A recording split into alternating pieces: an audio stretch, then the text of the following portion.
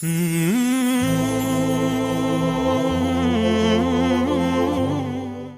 سورہ بنی اسرائیل کی چند آیات ہیں، یہ سارے اخلاق اور معاشرت پر مبنی۔ وَقَضَىٰ رَبُّكَ أَلَّا تَعْبُدُوا إِلَّا إِيَّاهُ، کہ اللہ اپنے لیے جو مطالبہ کر رہا ہے، جہاں والدین کا اور اللہ کا مطالبہ اکٹھا آتا ہے تو اللہ اپنا مطالبہ مختصر کر دیتا ہے، مختصر ایک جملہ۔ اب یہاں بھی اللہ والدین کی عظمت بتانا چاہتا ہے، تو اپنا مطالبہ وَقَضَىٰ رَبُّكَ أَلَّا تَعْبُدُوا إِلَّا إِيَّاهُ، کہ اللہ نے یہ فیصلہ کیا ہے کہ تم صرف اللہ کی بندگی کرو۔ وَإِذَا سَأَلْتَ فَاسْأَلِ اللَّهَ، جب مانگنا ہو اللہ سے مانگ۔ وَإِذَا اسْتَعَنْتَ، جب مدد کے لیے پکارنا ہو تو فَاسْتَعِنْ بِاللَّهِ، تو اللہ کو پکارو۔ اور باقی جو فرائض اللہ نے بتائے ہیں، عبادات، وہ اللہ نے فرمایا کہ إِلَّا إِيَّاهُ، تو میرا رب کہتا ہے بندگی صرف اللہ کی ہے۔ اس کے بعد اللہ نے والدین کے حق کو کیا خوبصورت بیان کیا ہے، سب سے زیادہ یہاں خوبصورت کر کے بیان کیا۔ وَبِالْوَالِدَيْنِ إِحْسَانًا، احسان کی بات پہلے ہو چکی ہے کہ والدین کی خدمت کا وہ مقام جس سے آگے کوئی مقام نہ ہو، وہاں تک۔ اس لیے ایک حدیث میں آتا ہے کہ اولاد ماں باپ کی خدمت کا حق ادا ہی نہیں کر سکتی۔ ایک آدمی نے عبداللہ بن عمر سے پوچھا کہ میں نے اپنی ماں کو وہ کندھے پہ بٹھا کے سارا حج کرایا پیدل، تو میں نے اپنی ماں کا حق ادا کر دیا؟ تو انہوں نے فرمایا وَلَا زَفْرَةً وَاحِدَةً، کہ تیری ماں نے تجھے پالتے ہوئے جو تھک تھک کے لمبے سانس، اس کو زفرہ کہتے ہیں، آواز کے ساتھ سانس لینا، کہ ابھی ایک سانس کا حق بھی ادا نہیں ہوا۔ اس کا مطلب یہ نہیں کوئی ایک اور حج کروائے گا تو ایک سانس کا حق ادا ہو جائے گا، یہ کہنے کا مطلب تھا کہ یہ حق ادا ہو نہیں سکتا۔ ایک شخص نے اپنی ماں کو ایران کا صوبہ خراسان، کچھ افغانستان میں کچھ ایران میں، یہاں سے کندھے پر پیدل گیا، ماں کو کندھے پہ بٹھا کر پیدل مکے پہنچا، حج کروا کے عبید اللہ بن عمیر رحمۃ اللہ علیہ سے پوچھنے لگا کہ میں نے ماں کو خراسان سے اٹھایا اور آ کر یہاں میں نے ان کو طواف کروایا، حج کروایا، تو کیا میں نے ماں کا حق ادا کر دیا؟ تو انہوں نے فرمایا وَلَا طَلْقَةً وَاحِدَةً۔ طلقہ کسے کہتے ہیں؟ لہر کو، جو درد کی لہر آتی ہے بچہ پیدا ہوتے ہوئے عورت کے اندر، جو درد، ان لہروں سے بچہ حرکت کرتا ہے، باہر آتا ہے، وہ درد اتنا شدید ہوتا ہے کہ عورتوں کی چیخیں نکلتی ہیں، اور وہ بعض کا 2 گھنٹے وہ دردیں چلتی ہیں، کئیوں کو پورا دن چلتی ہیں، کئیوں کو 2 دن چلتی ہیں، مختلف ہیں حالات کے لحاظ سے۔ تو وہ جو ایک درد آ کے تھوڑا وقفہ آتا ہے، اس درد کو طلقہ عربی میں کہتے ہیں۔ تو وہ انہوں نے فرمایا کہ ابھی اس ایک درد کی لہر کا حق بھی ادا نہیں ہوا۔ تو کیا مطلب ہے کہ دوسرا پیدل کراتا تو ایک لہر کا ہو جاتا؟ یہ ناممکن کے ساتھ جوڑ کر، جس کو تعلیق بالمحال کہتے ہیں، کہ یہ والدین کا حق ادا ہو نہیں سکتا۔ ایک حدیث مجھے یاد آ رہی کہ آپ نے فرمایا کہ والد کے حق ادا کرنے کی ایک ہی شکل ہے کہ اسے غلام دیکھے تو خرید کے آزاد کر دے۔ اس میں بھی یہ اشارہ ہے کہ یہ حق ادا ہو ہی نہیں سکتا، چونکہ جو بھی اپنے باپ کو خریدے گا وہ خود بخود آزاد ہو جائے گا۔ تو وہ شرط لگائی جو ہو ہی نہیں سکتی، تو جب شرط نہیں ہو سکتی تو مشروط بھی نہیں ہو سکتا، نہ نومن تیل جلے گا، نہ رادھا ناچے گی۔ تو یہ جب شرط نہیں ہے تو مشروط نہیں، جب وہ اپنے باپ کو آزاد کر ہی نہیں سکتا، خریدے گا تو خود ہی آزاد ہو جائے گا، تو لہٰذا باپ کا ماں کا حق ادا ہو ہی نہیں سکتا۔ لہٰذا جتنا اپنے آپ کو کھپا سکتے ہو کھپا لو۔ اما یبلغن عندک الکبر احدہما او کلاہما، اور خاص طور پر بڑھاپے کی عمر میں زیادہ محتاجی ہوتی اور زیادہ ماں باپ کو ضرورت ہوتی ہے، تو اللہ نے خاص طور پر اس عمر کا ذکر کر کے فرمایا کہ اما یبلغن عندک الکبر احدہما او کلاہما، جب یہ بڑھاپے میں آ جائیں، دونوں تیرے زندہ ہوں بڑی برکت ہے، ایک زندہ ہوں تو بھی بڑی برکت ہے، تو فلا تقل لہما اف ولا تنہرہما وقل لہما قولا کریما۔ کیا خوبصورت نصیحت کہ اپنے ماں باپ کے آگے بعض اوقات چڑھ کے بچہ کہتا یہ بھی اللہ تعالیٰ کہتا نہیں کرنی۔ آج کل کے ماں باپ بھی اولاد کے ہاتھوں ذلیل ہو رہے ہیں، دکھی ہو رہے ہیں، خاص طور پر زیادہ پڑھا لکھا طبقہ اور زیادہ ان پڑھ طبقہ دیہاتی۔ جو درمیان میں ہے ان میں بھی ہے لیکن کم ہے، جو زیادہ دنیاوی تعلیم پڑھ گئے ہیں ان کو بھی نہیں پتہ باپ کون ہوتا ہے، ماں کیا ہوتی ہے، اور جو بالکل جاہل ہیں ان کو بھی نہیں پتہ ہوتا، تو ان دونوں جگہ میں تو بہت زیادہ ماں باپ دکھی ہیں۔ اور بیچ میں کچھ ہے، شکر ہے اللہ کا جو نعمت ہے اس کا، ابھی بھی بہت اولادیں ہیں جو ماں باپ کے فرما بردار ہیں۔ اکثریت اس وقت ایسی ہو چکی ہے کہ ادنا صدیقہ و اقصی اباہ، باپ کو دھکا دیں گے دوست کو قریب کریں گے۔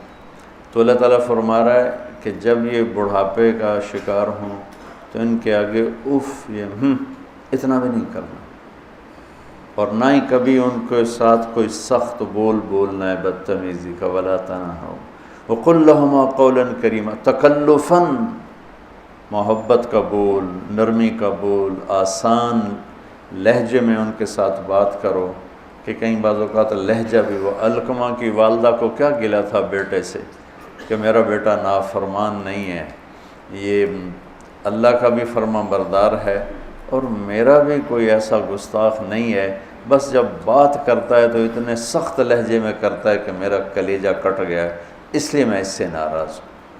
لہجے کی کاٹ آدمی کو مار دیتی ہے۔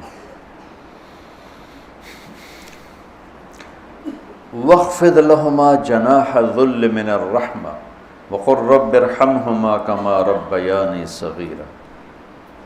ذل، کمزوری، پستی، جناح پر، یہ عربی محاورہ ہے جناح الذل، اور میں پہلے بھی شاید کبھی آپ لوگوں نے مجھ سے سنا ہو، اس آیت کو میں کسی تفسیر سے نہیں سمجھا ہوں، اپنے ماں باپ کے آگے ذلت کے پر بچھا دے، ذلت کے یعنی اپنے کمزور پر بچھا دے۔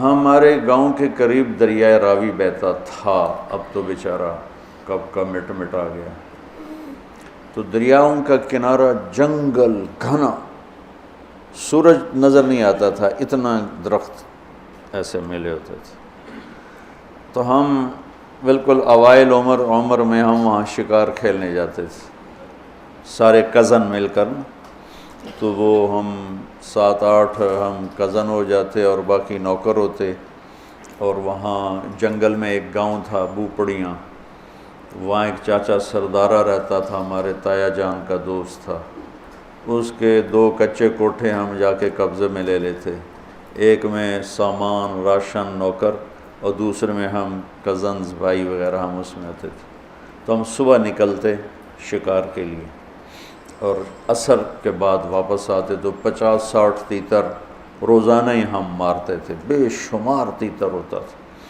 پھر اس کو کسی کو بھون کر کسی کو پکا کر وہ ایک شغل ہو جاتا تھا، تیتر پکتے پہنتے، تیتر بھوندے پہنتے۔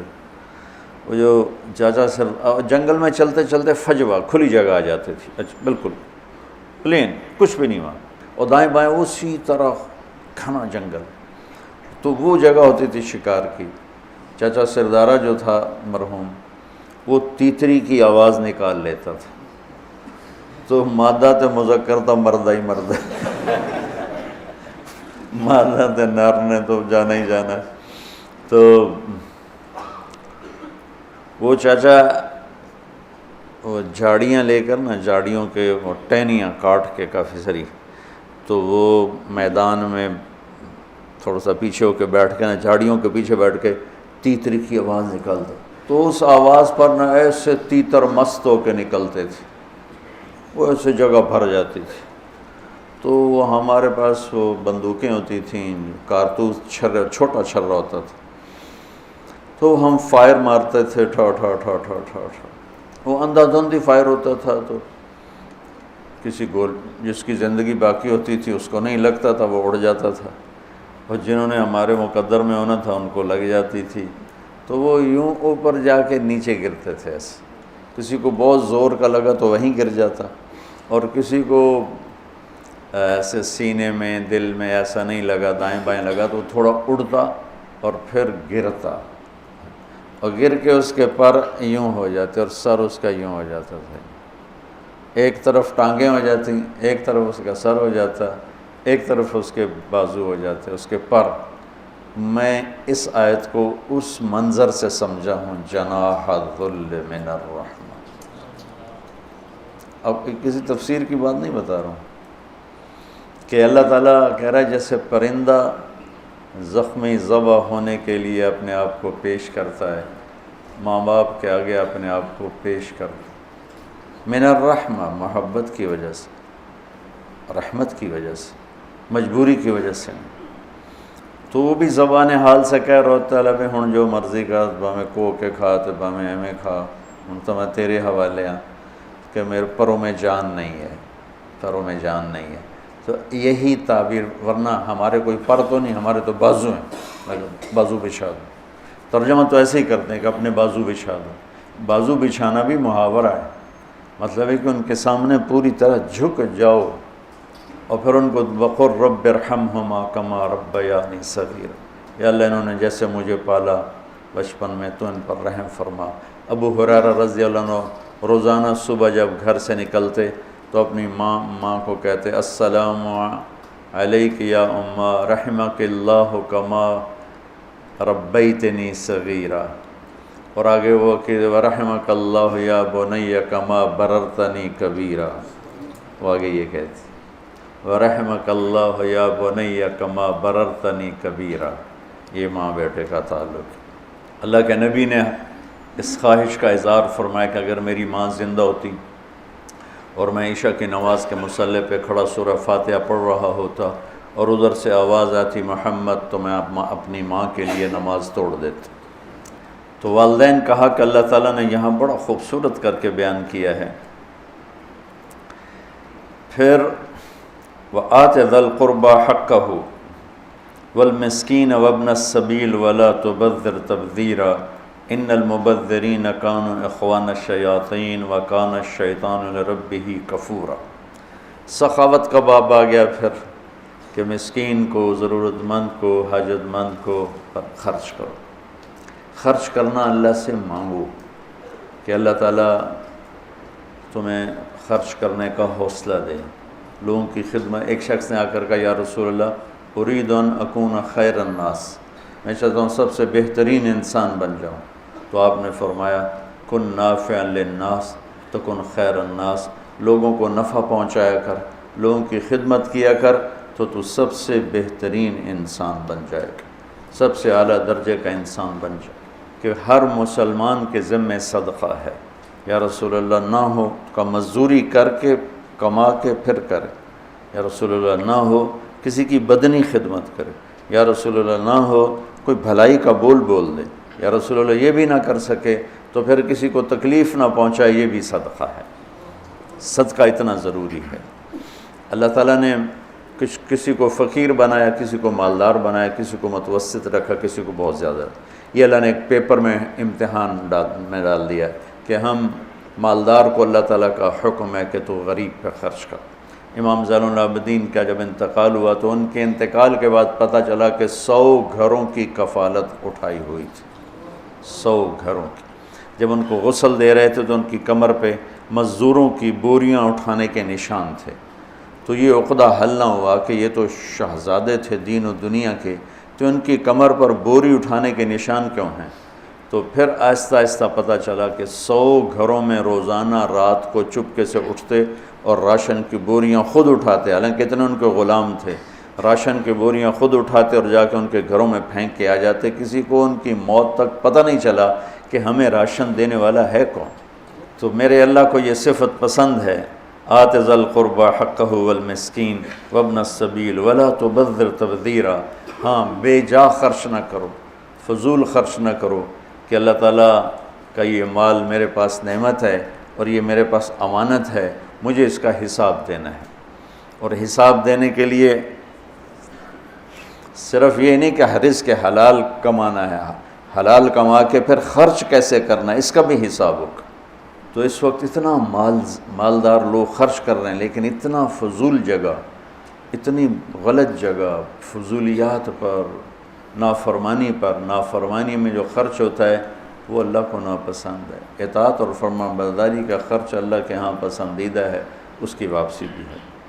تو اللہ تعالیٰ فرماتے ہیں خرچ کرو، لیکن نافرمانی میں خرچ نہ کرو۔ وَإِمَّا تُعْرِضَنَّ عَنْهُمُ ابْتِغَاءَ رَحْمَةٍ مِّن رَّبِّكَ تَرْجُوهَا فَقُل لَّهُمْ قَوْلًا مَّيْسُورًا۔ اب آپ کے پاس تو کبھی ہوتا ہی نہیں تھا، لوگ آپ سے آ کے مانگتے تھے، تو اللہ تعالیٰ کتنی رعایت کر رہا ہے مانگنے والوں کی، فقیروں کی۔ اللہ فرما رہا ہے کہ میرے نبی جب آپ کے پاس نہ ہونا اور آپ نے انکار کرنا ہو تو سختی سے انکار نہیں کرنا، پیار سے انکار کرنا۔ تو اللہ تعالیٰ فرما رہا ہے اگر تیرے پاس نہیں ہے تو بدتمیز نہ ہونا۔ سبحان اللہ، میٹھا بول بول کے معافی مانگنا، میٹھا بول بول کے ماذا، یہ چلے جاؤ، روز آ جاتے ہو، منہ اٹھا کے آ جاتے ہو، میں کہاں تک تمہیں دوں، یہ اللہ کو ناپسند۔ اما السائل فلا تنہر۔ اور پھر آگے اللہ تعالیٰ نے طریقہ بتایا، وَلَا تَجْعَلْ يَدَكَ مَغْلُولَةً إِلَىٰ عُنُقِكَ وَلَا تَبْسُطْهَا كُلَّ الْبَسْطِ فَتَقْعُدَ مَلُومًا مَّحْسُورًا۔ میرے نبی آپ خرچ کریں لیکن کچھ اپنے لیے بچا کے رکھیں۔ یہ کیا خوبصورت دین ہے، کیا خوبصورت طریقہ ہے زندگی ہے۔